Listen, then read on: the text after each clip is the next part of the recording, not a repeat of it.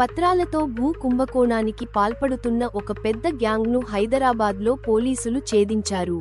రచకొండ పోలీసుల special operations team మరియు కీసరా పోలీసులు సంయుక్తంగా ఆగస్టు 27, 2025న ఈ గ్యాంగ్లోని 8 మందిని అరెస్టు చేశారు.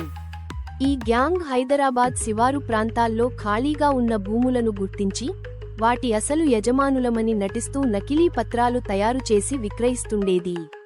Police commissioner G.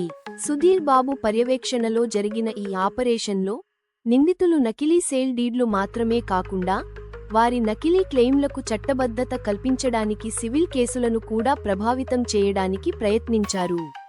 తమ భూములను చాలా కాలంగా పట్టించుకోని యజమానుల భూములను లక్ష్యంగా చేసుకున్నట్లు అరెస్టు అయిన వారు అంగీకరించారు. పోలీసులు వారి నుండి అనేక నకిలీ పత్రాలు, ముద్రలు మరియు నగదు స్వాధీనం చేసుకున్నారు. ఈ గ్యాంగ్లోని మిగిలిన సభ్యుల కోసం పోలీసులు గాలింపు చర్యలు కొనసాగిస్తున్నారు. బాధితులకు న్యాయం జరిగేలా పూర్తి స్థాయి విచారణ కొనసాగుతుంది.